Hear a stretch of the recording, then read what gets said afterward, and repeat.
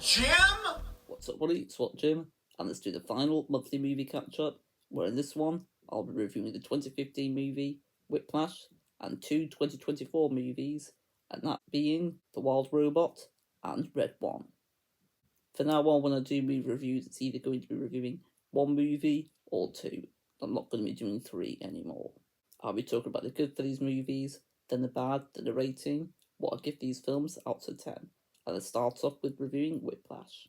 So for the good, I want to start off with the performances, mainly with Miles Teller as Andrew and J.K. Simmons as his teacher, Fletcher. I also thought this movie had excellent music and also excellent drumming provided from Miles Teller himself. The drumming was definitely the highlight of this movie for me, and I hope Miles does a lot more drumming in the future. The character of Andrew is a character that you root for and you want him to succeed at being one of the greatest drummers of all time. I think this movie is well written and it's just over an hour and a half, so it's the perfect length as well. But for the bad, I've only really got a couple of problems, and one of them is how unlikable J.K. Simmons' character, Fletcher, is. I would have liked it if there was more redeeming qualities with their character. Another problem I got is I think the ending of this movie could have been a little bit longer. I thought it ended a little bit abruptly, and because the movie ended rather quickly, there was one side plot in the film that I didn't feel like was concluded the best. But I still think this movie is really great, and I'd give it an 8.5 out of 10. But now let's talk about the good for The Wild Robot. I want to start off with the animation. I think it's beautiful in this movie. I also think this movie's got a brilliantly written story and script. It creates moments that are funny, powerful, and memorable. I think the voice acting is really great here, especially with Lupita Nyong'o as the bot, Roz. I think this film's got exciting and fun action, especially towards the back half of the film. I also found this an emotional movie throughout. You'll sometimes laugh, you might even sometimes shed a tear watching this. I also thought the music was really good, and it was definitely inspiring and uplifting music. I think the pacing for this movie is done rather well, and my favourite part of this film was the last hour of it. It was full of payoff, and I thought it ended on a rather high note. I'd also like to see another movie in this world, because I thought the world building was done very well.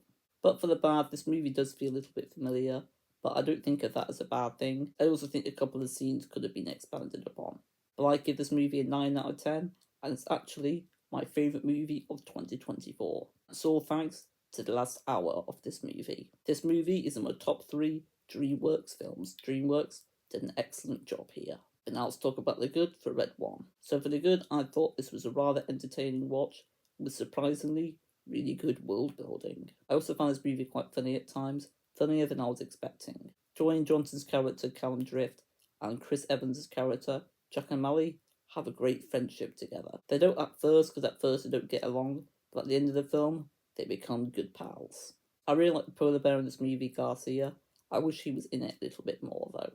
I also thought that this film had good CGI for the most part. I think in terms of pacing, this movie is done quite well, and just like The Wild Robot, I'd like to see more films in this universe, because we find out in this film that other mythological people and creatures exist. But for the bad, this isn't the most unique movie. It's also rather predictable at times. Some of the CGI isn't that great in my opinion. I also found this film had too many characters and was a rather safe movie. I still had a really good time with it, and I'd probably watch it again during Christmas time, and I'd give it a 7.5 out of 10. So there are more reviews for those 3 movies. Please let me know which one's your favourite and your thoughts on any of these movies in the comment section below. But I've enjoyed doing this mini-series of monthly movie catch-up, and look forward to the next movie I'll be reviewing. Until next time, peace and love, peace out, and ciao.